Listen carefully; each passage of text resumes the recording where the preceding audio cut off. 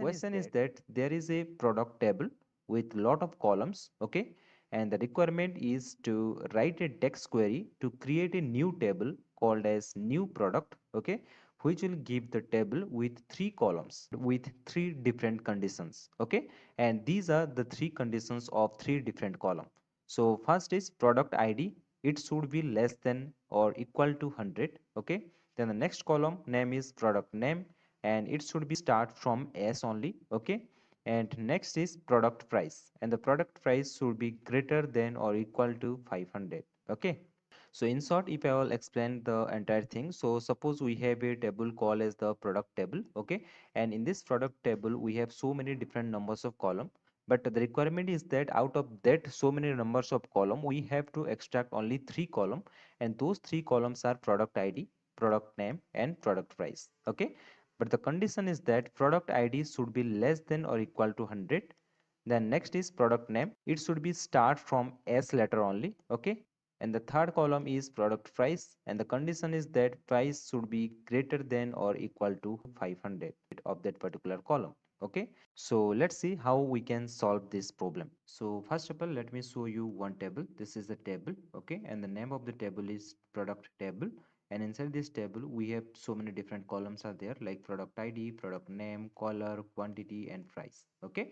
So we are going to import this table into the Power BI environment first. All right, so let me close this, then go to the Power BI desktop environment, and over there just go to the home tab, and here we have options called get data. Click on it, click on Excel workbook, then go to the desktop, and here this is the product table, then click on open, then select the table name, that is product table, then click on load. And here you can see we have successfully imported the table that is called as the product table, and inside this table we have like 5 columns, right? Color, product ID, price, product name, and quantity. Got it? Then let me go to the page 3. Okay, it's a blank page. All right, so quickly let me create one table visual, okay, by keeping all these columns in this table so that it will be easy to compare, okay. All right, so first is product ID, then product name, then quantity, then color, then price, okay. All right, so this is the table visual that we have. All right, and why the count of product ID is coming like this, so we have to remove the count as don't summarize. So let me do some formatting, okay. So now the output is looking like this, okay. So this is a simple table which contain 5 columns, that is product ID, product name, quantity, color, and sum of price, okay. So now our requirement is we have to create a new table which will extract from this table, right? So what is the requirement? Let me paste that. Okay, so this is the requirement, right? We have to create a new table from this existing table. It means from the product table, and the new table name should be new product, correct? And the next is this new product table contain only 3 columns, that is product ID, product name, and sum of price, or we can say price column, right? And these are the conditions, correct? So for that, first of all, we have to go to this table view, okay, because the output should be a table, right? So we have to create a new table, and that new table should contain only 3 columns, that is product ID, product name, and price column, right? By following these 3 conditions, correct? So that's why to create a new table, first of all, you have to go to this table view. Then here we have to click on this new table to create a new table, okay. And here we have to write the text query, that is first of all here we have to enter the name of the new table, that is new product, okay, equal to, first of all we have to write a text functions, that is calculate table, because we are going to create a table, right? Calculate a table, and inside this we have to pass a new text functions, that is summarize columns, okay. And inside this bracket we have to enter the column name that we need from this product table, okay. So first we need is product ID. Here you can see this is the product ID, product name, and summarize price. This is the output, right? So first is product ID, right? So here we have to enter product ID. So this is the product ID from product table, okay. Then comma, then next is product name, okay. So product name, here it is, click enter, then give the comma, next is price, right? So you can enter product table price. Got it? These are the three columns that we need in the output, correct? Then close the bracket, okay? Then give the comma. All right, then just expand this, and now here we have to write the condition for these three columns, right? So the first condition is product id. This is the product id, right? So product id should less than to 500 or equal to 100, right? So first here we have to write product id, okay?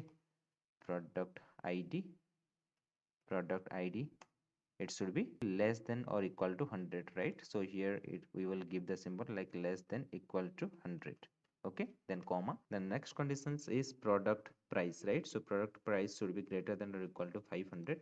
So product price should be greater than or equal to 500, okay? Then the next conditions for the product name is product name should be start with s, right? So for that we can write a text functions, that is search, okay? And we can pass the value s, okay? And this should be searched from this product name column, and if it will become as s, then the output should be 1, otherwise it should be blank, okay? Then close the bracket and again close the bracket, then click enter, okay? And now here you can see in the below part you can see the new table, okay? And whatever conditions we have applied that are showing over here, and here you can see this is the output, right? So it contain only three columns as per our requirement: product id, product name, and price, right? And these three columns are following all the conditions whatever we have applied, like product id should be less than or equal to 100. Here you can see all these value are less than or equal to 100, right? Then next is product price should be greater than or equal to 500. Here you can see all the value are greater than or equal to 500, right? And the next is product name should be start with s, right? And here all the value are starting from s, correct? Then go to this report view, and here you can see we have successfully created a new table, that is new product, correct? And it contain only three columns, that is as per the requirement: product id, product name, and price. Here it is, product id, product name, and price, right? And all these conditions are following on this. So to check that, just again create a new table, okay? And inside this pass this three value, that is product id, product name, and price. Got it? Then just click on this first table and copy the formatting from here and paste it on this second table, okay? So this is the final output. Got it? But still here you can see the value are 111. So again we have to click here, and here we have the column called as a product id. Just right click on it and click on don't summarize, and this is the final output, right? So as per the requirement we have created a new table, and the name of the new table is new product, okay? And it contain only three columns, that is product id, product name, and price. And product id's value are less than or equal to 100, okay?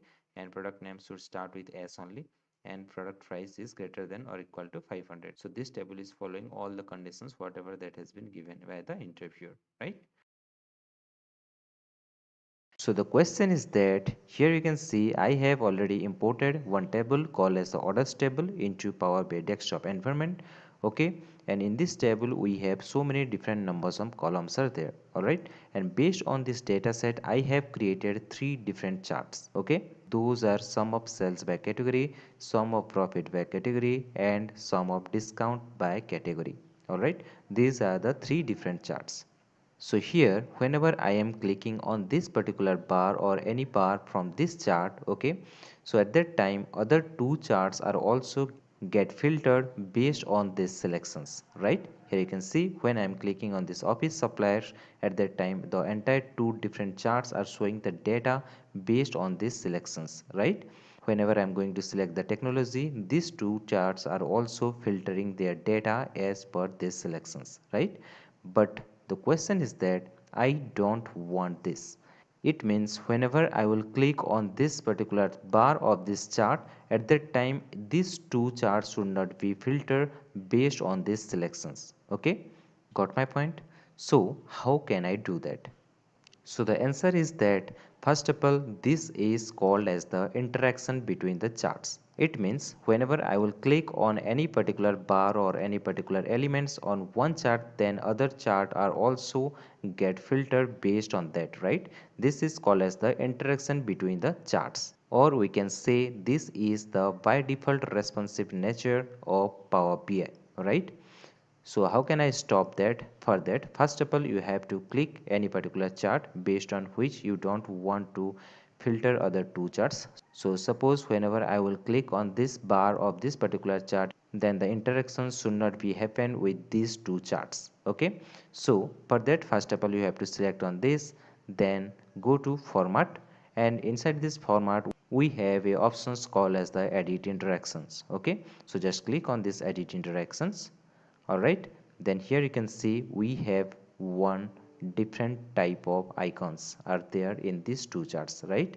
So now what can I do? I have to stop the responsiveness of this two chart, right? So for that you have to click on this icon. So now you can see we have already disable the responsiveness of this chart with this, right? Same way you have to click on this also. Okay, so now whenever I will click on this particular bar, these two charts are not filtering their data based on these selections, right? So in this way we can stop our interactions between charts, correct? And now again, if I don't want to stop the interactions between the charts, then what you have to do, again you have to click on this chart, then you have to go to the format, then click on edit interactions. Okay, and you have to click on this filter icon, okay, to remove this as none. All right, so you have to click on this. All right, so now here you can see the color of this icon has changed to white, right? So whenever I will click on this particular bar, this charts also filtering the data as per that, right? But this chart is not filtering his data as per that because here the color of this icon is black, right? So to stop that you have to click on this particular filter icon. All right, so now whenever again I will click on this, then these two charts are also now filtering their data as per the selections. All right, so this is one of the most important scenario based Power BI interview questions. Okay, so the question is that here you can see we have created three different pages. One is sales by year, okay, another is profit by year, and next is discount by year. Okay, and in all three pages we have created one column chart. Okay, and along with this column chart we have created one slicer where we have taken the region.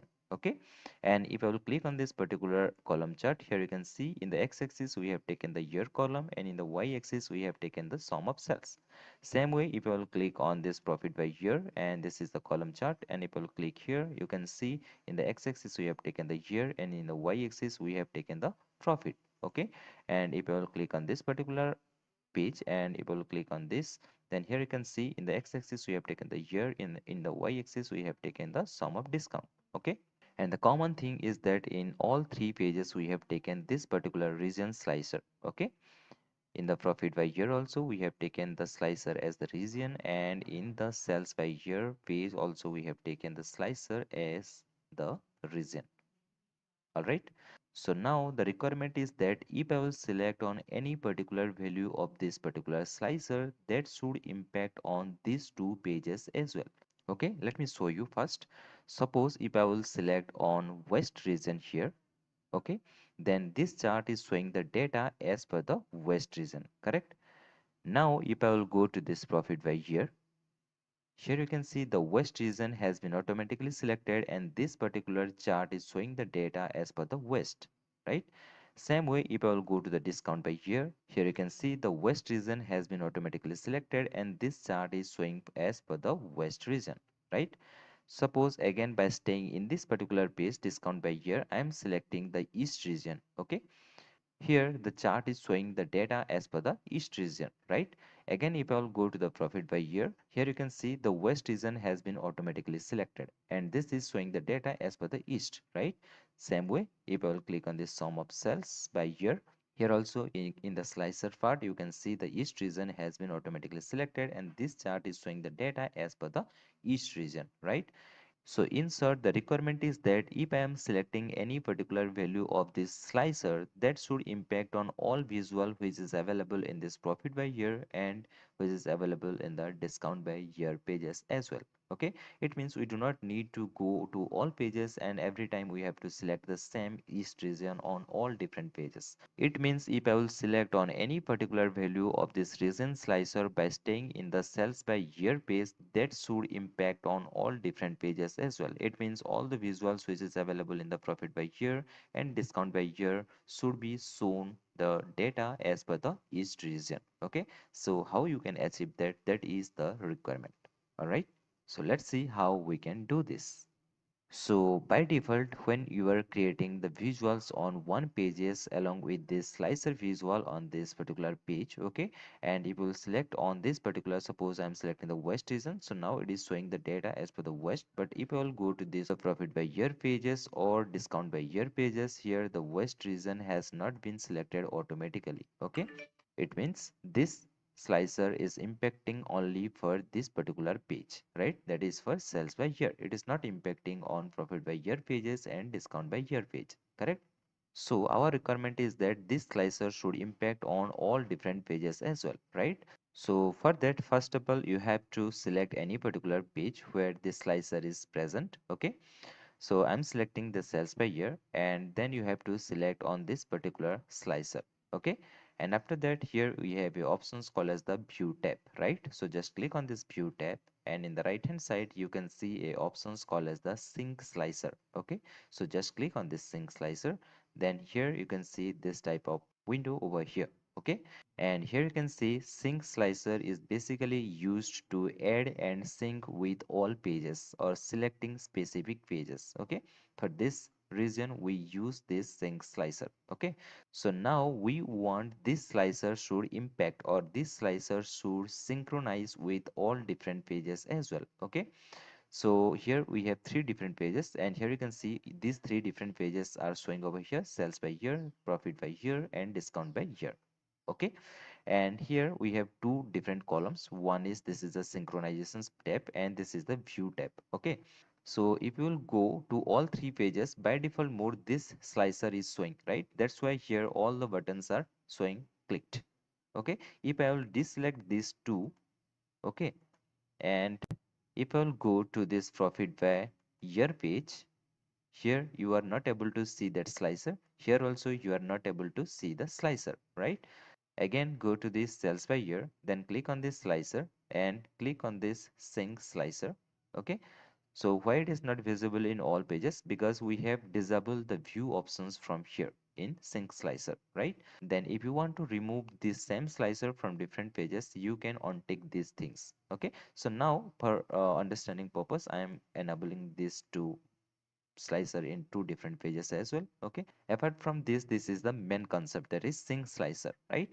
So this slicer, whatever slicer that we have selected, will impact all the visuals which is available in the sales by year page. It will not impact on all pages now. Okay, but our requirement is that it should impact on all pages, right? It means this slicer should synchronize with all pages. Now to synchronize this slicer with all different pages, what you have to do, you have to enable this synchronize slicer on all different pages.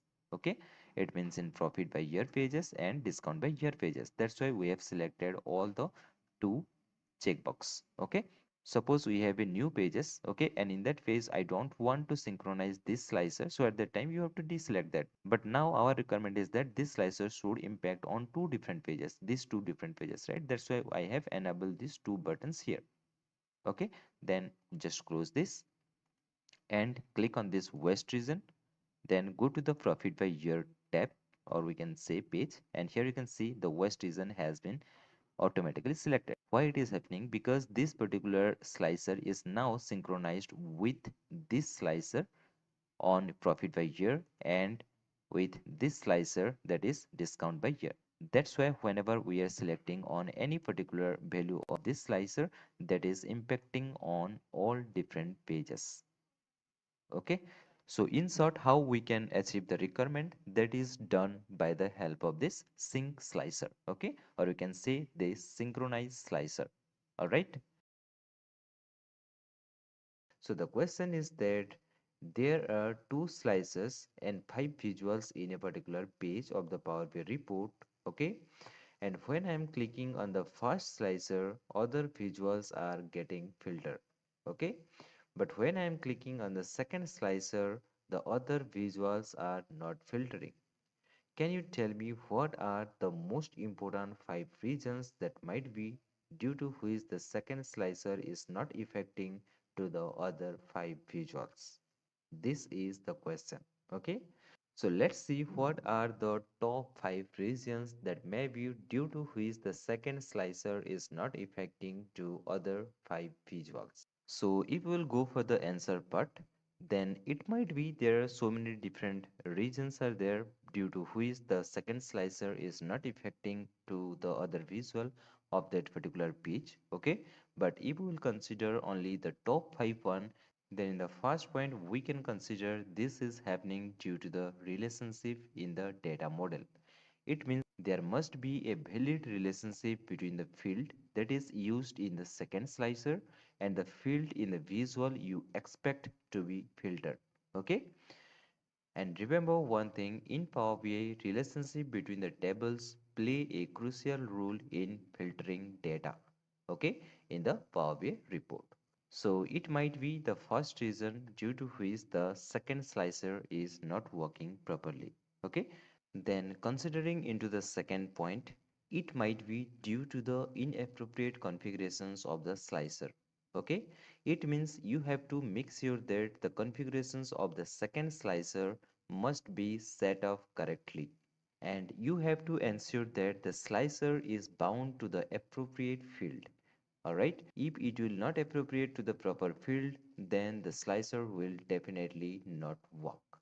Okay, this is the second reason due to which that might be the second slicer is not working. Then moving into the third point, it might be due to the cross filter directions. It means depending on the nature of your data, you may need to set the cross filter directions to both or single to control how the filtering across between the tables. Okay, if you will not set the directions correctly, then the data will not flow properly. Okay, that's why you have to make sure that the directions has been given appropriately. Okay, so this might be the third case due to which the filter is not working properly. Then the next possible scenario due to which this is happening is filters in visual interaction. Okay, it means if the edit interactions of that particular slicer is closed for all other five visuals, then definitely that slicer will not affect to other five visuals. Okay, so you have to make sure that in the format tab the edit interactions of that particular slicer is not closed for all other visuals of that particular page. Okay, if it is closed, then the slicer will not affect to other visuals. So you have to check this edit interactions part as well. Alright. Then the next reason due to which this might be happening is data cardinality. Okay. It means if there is many to many relationship, it might be required additional consideration or adjustment. So you have to ensure that the data model cardinality is appropriate for all type of relationship you want to establish. Alright. So these are the five different most important reasons that might be due to which the slicer, it means the second slicer, are not affecting to the all other visuals of that particular page. Okay. So before moving into the questions, let me show you the data set. Okay, the name of the data set is sales data, and inside this sales data we have three columns. One is date column, second is state column, and third is sales column. Okay, so based on these three columns we have to calculate the top five state based on the sales amount along with five recent quarterly data.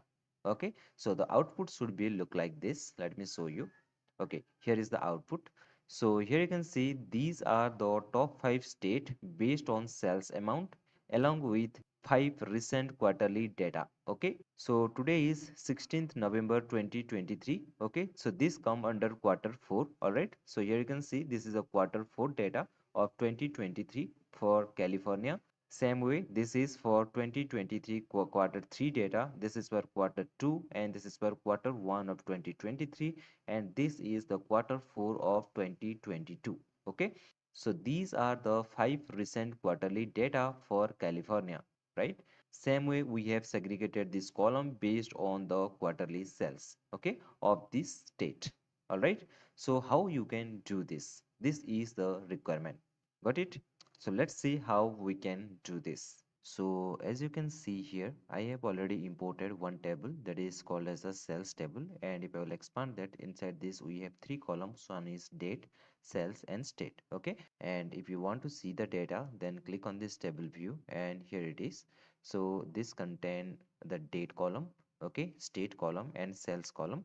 And this date column contain the data from 1st January 2022 to 16th November 2023.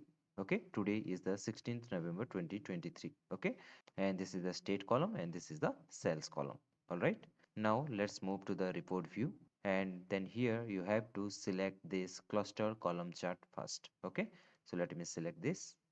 Okay, and inside this cluster column chart we will take the year and quarter in the x-axis because we have to show the data on 5 recent quarterly data, correct?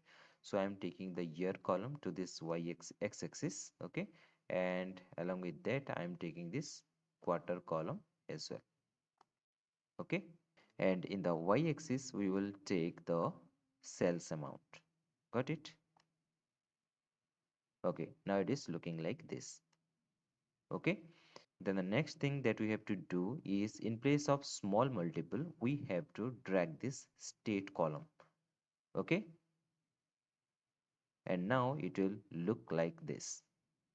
All right, and now if I'll scroll down here you can see it contain the cells as for the quarterly and yearly data for the entire state, right? But our requirement is that we have to show only top 5 state based on cells, right?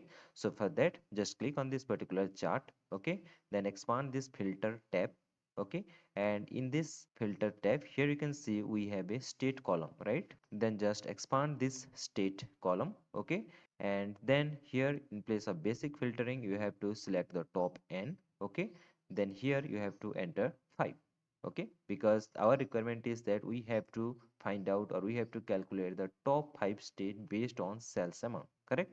So we are taking the top n or we can say top 5 based on the sales amount. So in place of this field we can drag this sales column and we can put it over here, okay, then click on this apply filter and once a filter is applied here it is showing only top 5 state, okay, these are the only top 5 state based on the cells. So now here you can see we have successfully achieved our first requirement, that is calculate top 5 state based on the sales amount. These are the top 5 state, okay. Then our next requirement is that we have to find out top 5 state based on the sales amount along with 5 recent quarterly data, right? But now it is showing all quarters data, that is quarter 1, quarter 2, quarter 3, quarter 4 for 2022 and also quarter 1, quarter 2, quarter 3, quarter 4 for 2023 as well. Okay, but our requirement is we have to show only 5 recent quarterly data. It means we need only quarter 4, quarter 3, quarter 2, quarter 1 of 2023 along with quarter 4 of 2022, right? So because these are the 5 recent quarterly data for each particular state, right? So how we can do that? For that, first of all, we have to create one new column over here on this particular table. Okay, so right click on it, then click on new column. All right, then just rename it as recent 5 qtr, okay, equal to, here we have to take the dex functions, that is date diff. All right, so the date diff dex functions take three argument. One is date 1, the next is date 2 and the third argument is the interval, okay. And the main motive of this date diff dex function is it returns the number of unit between the input date and dates. It means it give the number of units between the date 1 and date 2. All right. So in place of date one argument, I am taking the today. Okay. Then give the comma. Then the next argument is date 2. So in place of date 2, I am taking this date column. Okay, so just write down date and scroll down, and the below part you can see this is the date of this sales table, right? So just click enter, then give the comma. All right, then the third argument is the interval. So our requirement is we have to find out the 5 recent quarterly data, right? So in place of this interval I am taking this quarter. Okay, then close the bracket, then click on enter. And here you can see we have successfully created one particular new column that is called as the recent 5 quarter. Okay, then if we will go to this table view, here you can see this is the new column called as the recent 5 quarter, and it contains the data 0 to -7. Okay, so just click OK, then click on this report view, then click on this particular chart. Okay, and then drag this particular column to this filters on this visual, or we can say filters visual. Okay, so let me drag this and put it over here. All right, and in place of this recent 5 quarter, here we have to select as advanced filtering. Okay, then in this drop down here we have to select is greater than or equal to, we can write it here as -4. Why I'm writing -4? Because we have to find out the 5 recent quarter, right? So I'm writing it here as -4. Suppose it will be 10 recent quarter, so at that place I can write it here as -9. Okay, so our that recent 5 quarter column also contain the data from 0 to -7 right now, right? Why it contain up to -7? Because we have 2 years of data, and in place of 2 years of data we can have only 8 quarter, right? That's why it's showing the data from 0 to -7. Okay, and our requirement is that we have to select the 5 recent quarter. That's why we are selecting here as is greater than or equal to -4, and in place of this drop down we can select is less than or equal to 0. All right, then click on this apply filter, and now here you can see only 5 quarters data is showing for 2023 and for 2022, right?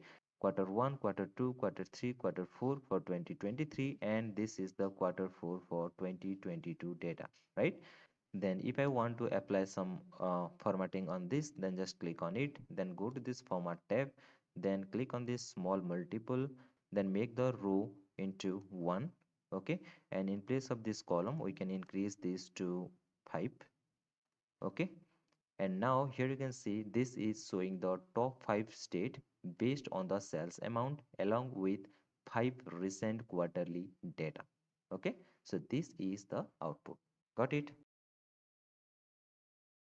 So as you can see here, this is one table called as the orders table. If we will go to this table view, here you can see this order table. Okay, this is the order table, and this order table contain 3 columns. One is order date, second is category, and next is sales. Okay, so out of these 3 columns, we have to find out category wise last n month sale. Okay, so in place of n we can put as 12 month or 6 month or 5 month, whatever that may be. Okay, so the question is that you have to find out the category wise last 12-month sales. Okay, so as you can see here, this is the orders table, and if we'll expand this, here we can see the category, order date, and sales, right? And if you will further expand this order date, inside this we can get the year, quarter, month, and date, right? So let's see how many years of data this is. Okay, so for that let me select one matrix visual. Okay, and inside this I am passing this year value. Okay, so it contains 2016, 17, 18, and 19 data.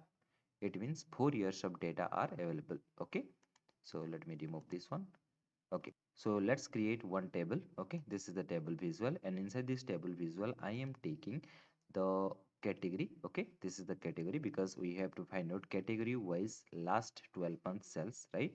So this is the category column. Okay, category wise, if we will drag this cells column inside this, it will give us the total cells as per the category. Okay, but our need is we have to find out the category wise last only 12 month cells. All right, so how can we do that? For that we have to create a measure.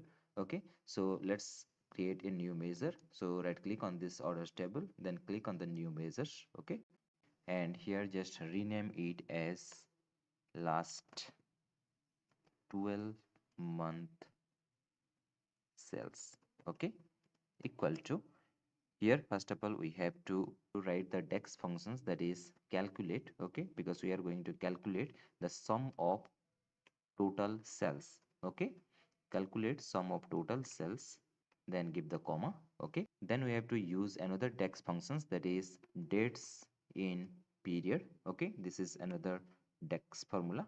Okay, so this formula returns the dates from the given period. Okay, and it's take the argument as the dates, then start date, number of intervals and interval. Okay, so we will take date column. Okay, it means the order date is here, right? So we have to write that order date here.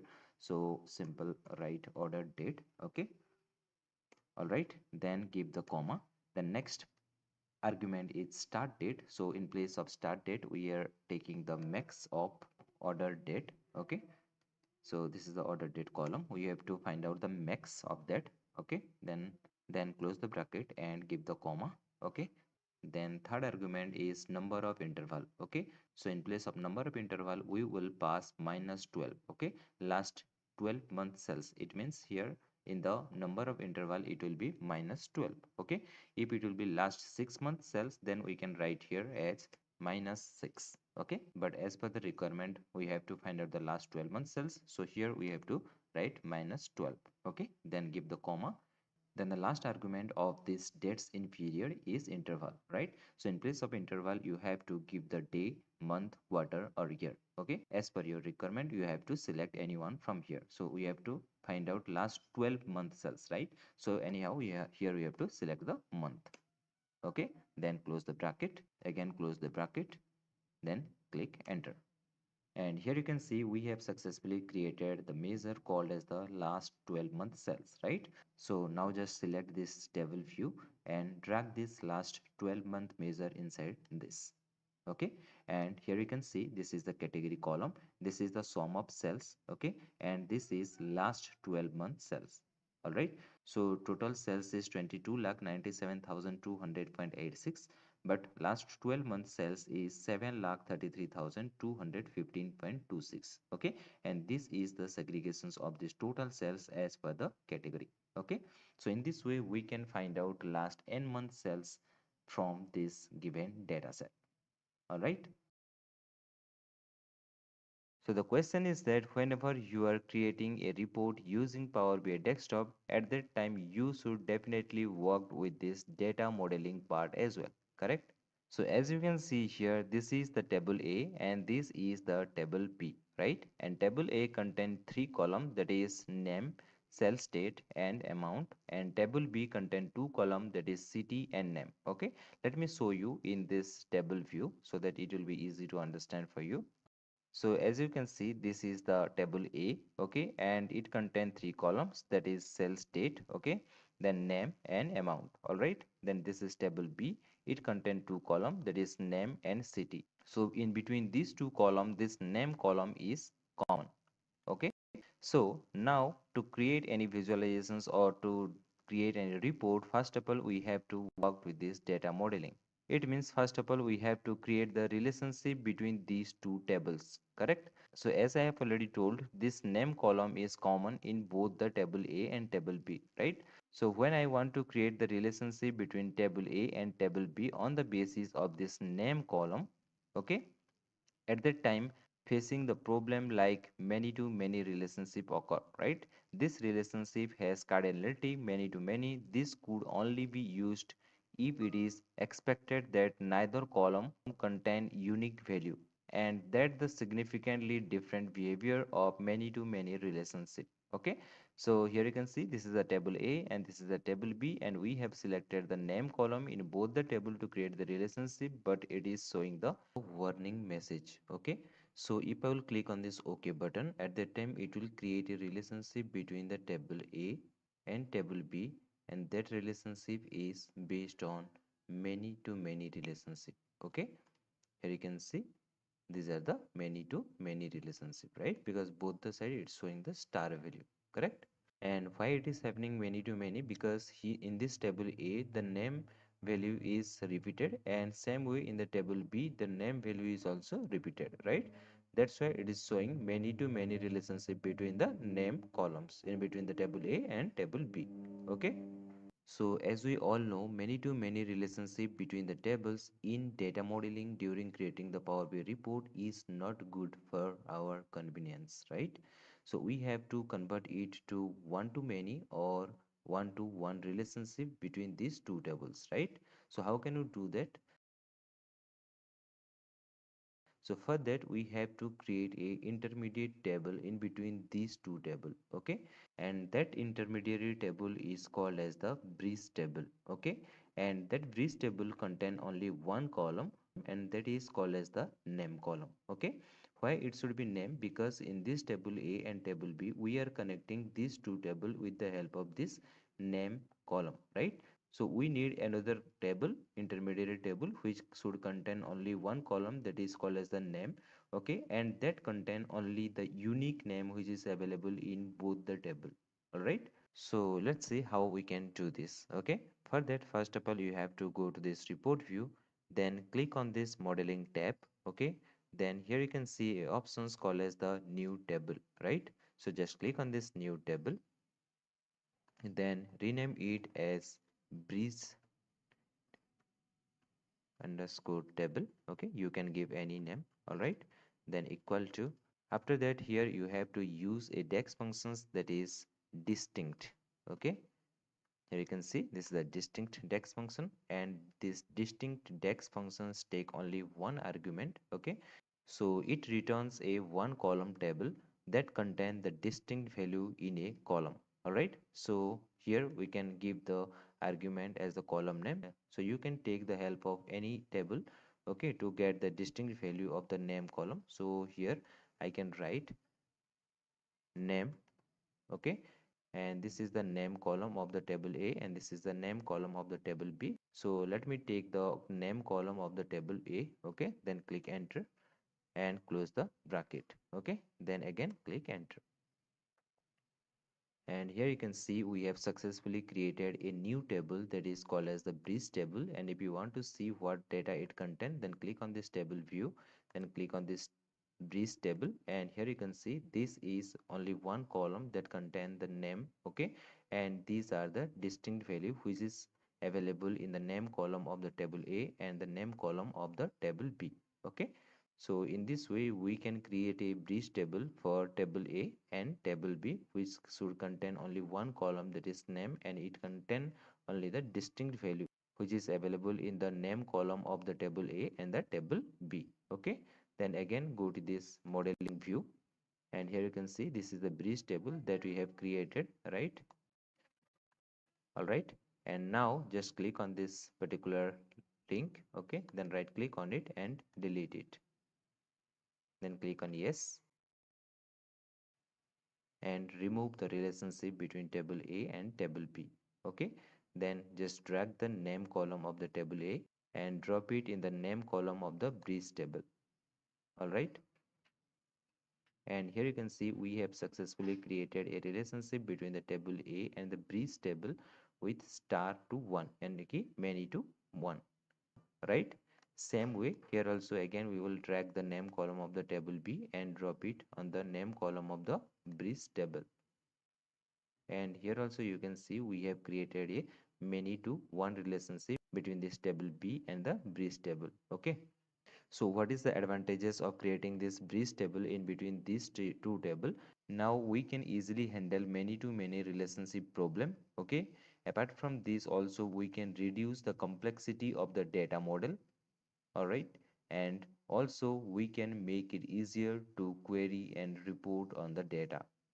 It means now we can easily create different charts and visualizations based on these two different tables. Okay. So now let me delete all the relationship between these three tables along with this intermediate table. Okay.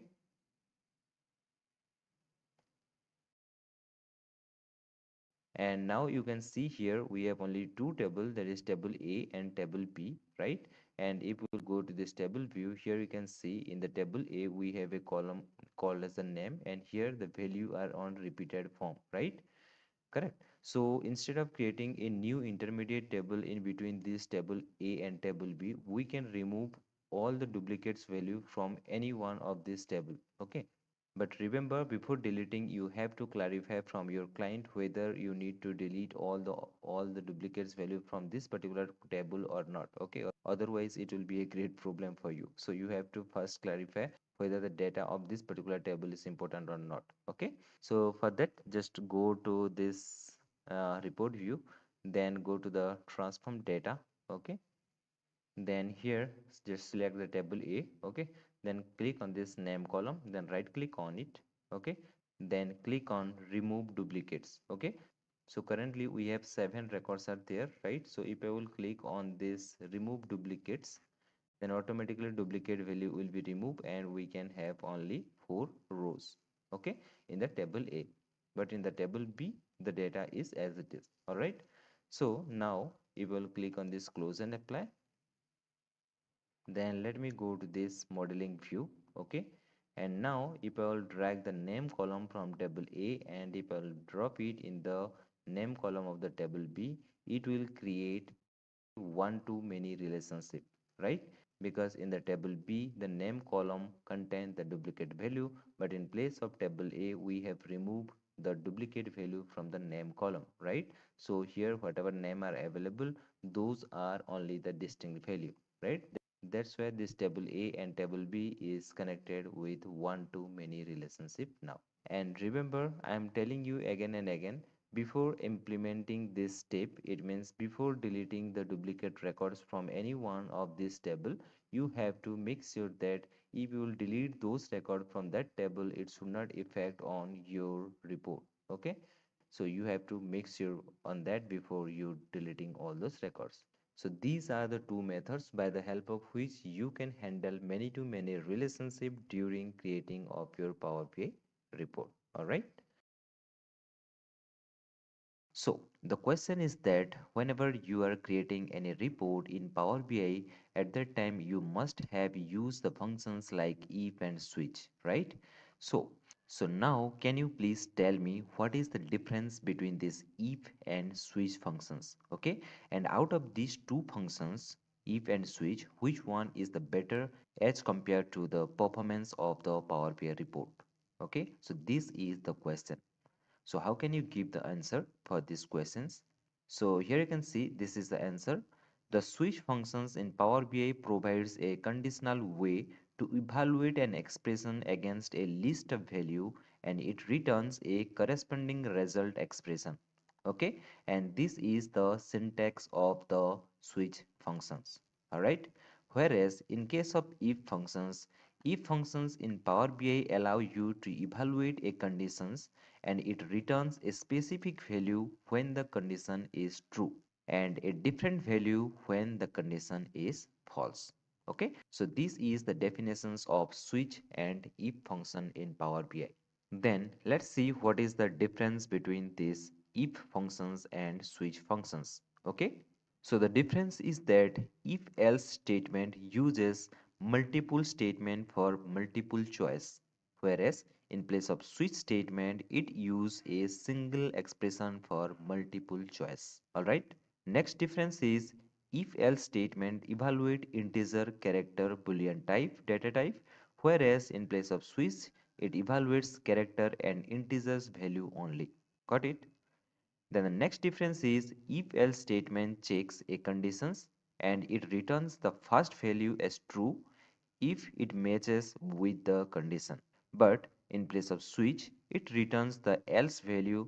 But in the case of the switch statement, it returns the different result depending on the value of an expression. Okay, this is the difference between the if and switch functions in Power BI. Got it? So now let's understand this if and switch functions by one example. All right. Here you can see this is the if functions and this is the switch functions. Suppose we have a table called as the product, okay, and it contain a column called as the list price. And the list price column contain the data from 0 to 2000. Okay. Now, suppose if you want to use the if functions on that particular column, then how can I write that? First of all, you have to write the if functions, okay, then give the parenthesis and product list, it means the column name. If the column name of that product table is less than 500, then it should show low, okay. And again, we can write if the list price column of that product table is less than 1500, then it will come under medium, otherwise it will come under high. Okay, so in this way we can write the if functions. Got it? But in place of switch functions, we can write simple switch functions, and we have to start the parenthesis, then we can write the column name of that product table. Okay, if the list price column of the product table is less than 500, then it will come under low. If the list price column of the product table come under 1500, then it will come under medium, otherwise it will be high. Okay, so you can see the difference of the syntax in if as well as switch, right? So out of these two, if we will compare which one is better as per the performance. The if functions is useful for handling one or two conditions, but as the number of the conditions increases, nesting them becomes necessary. And the nesting of the if statement is not only hampers the readability, especially with an increased number of conditions, but it also reduces the performance. Okay, so in that scenario, this is where the switch functions offers a superior approach for expressing multiple conditions. Okay, that's why we can say this switch functions is much better than the if functions. Okay, so again I am telling selecting of the if functions and the switch functions is completely depends upon the scenario. Okay, so from these scenario based questions you have got the better idea about what is the difference between the if functions and the switch functions and which function we should select on which scenario. Okay, so the question is that what will happen if many-to-many relationship exist between two tables in Power BI during the process of data modeling? Okay, it means during the data modeling process, if many-to-many relationship exist between two tables, then what will happen? Okay, this is the question. All right. So the answer is that in Power BI, whenever you have a many-to-many relationship exist between two tables in your data model, it can introduce some complexities and challenges. Or we can say a many-to-many relationship means that each record in one table can relate to multiple record in another table and vice versa. Alright?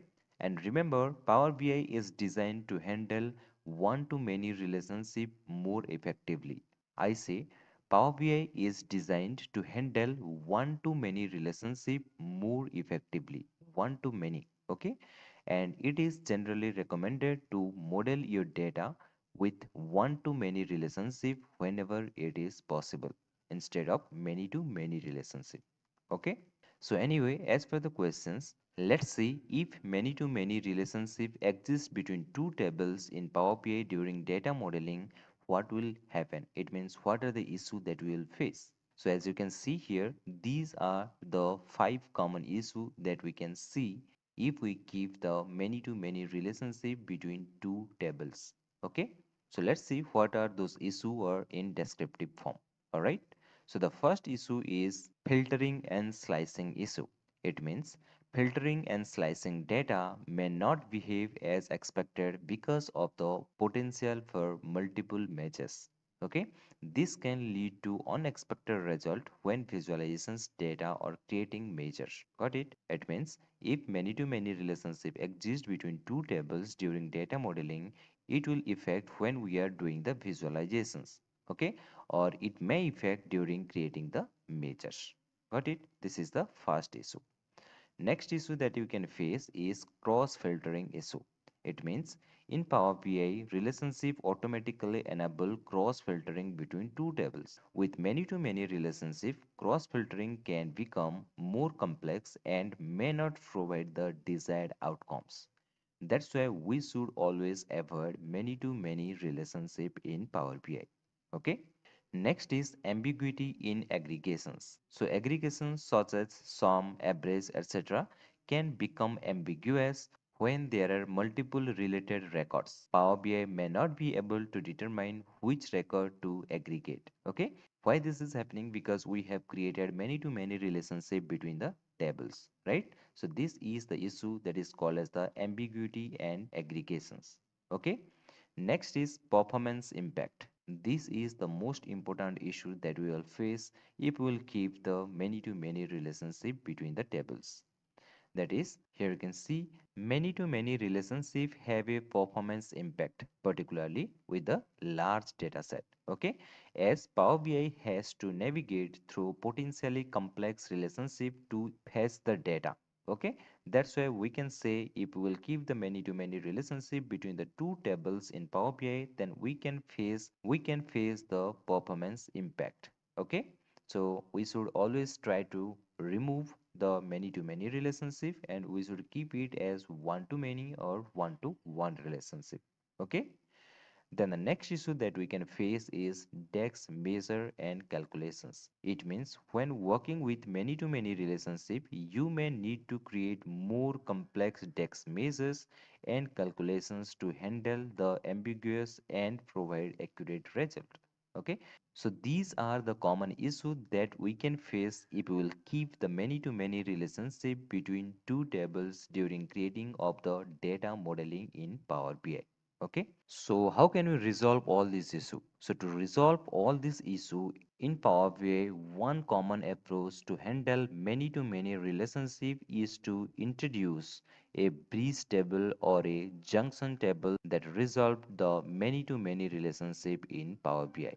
Okay, so if you don't know how to create this bridge table, then you can watch my video in my playlist of this Power BI. Okay, and I have given the link of that video in the description sections, so you can also watch that from there. All right, so these are the common issues that we can face if you will keep many to many relationship between two tables in data modeling during creating of the Power BI report.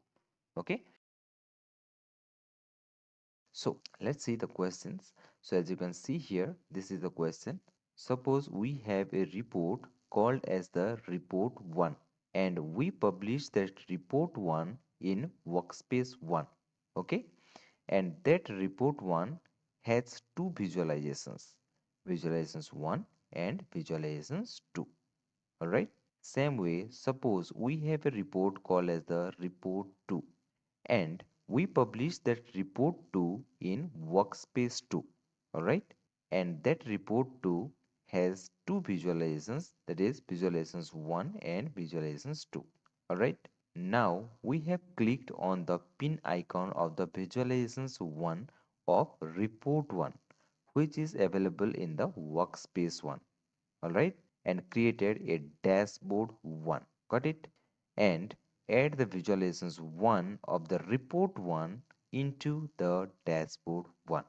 Now can we pin the visualizations 1 of report 2, which is available in the workspace 2, into the dashboard 1? I know this question is little bit lengthy, and believe me guys, from the answer of this particular questions the interviewer will definitely get satisfied. Okay, so if you are not able to understand what I am telling, then just read this question again and again, you will definitely get the question. Okay, so the answer of the question is no. We can't pin the visualizations 1 of report 2, which is available in the workspace 2, into the dashboard 1. Why it is? Because if we will publish the report 1 into the workspace 1, then its limit is within the workspace 1 only. It means we can pin the visualization of the report 1 into the dashboard 1 because dashboard 1 is only within the workspace 1. Okay, So we can pin the visualizations 1 of report 1 only into the dashboard 1, which is available in the workspace 1. Okay. And in the same way, if we will publish the report 2 into the workspace 2, then its limit is within the workspace 2 only. It means we can pin the visualization of the report 2 into the dashboard 2, which is created within the workspace 2. Okay. So we can pin the visualizations 1 of report 2 only into the dashboard 2, because that is available within the workspace 2. Okay. That's why we can't pin the visualizations 1 of report 2 into the dashboard 1, because dashboard 1 is in workspace 1, whereas visualizations 1 of the report 2 is in the workspace 2. That's why we can't pin the visualizations 1 of the report 2 into the dashboard 1. Got it? So still, if you are facing the problem to understand the answer of these questions, then you have to do it practically. Then only you can understand. Okay. But this video is all about only for the interview questions. So I'm not explaining it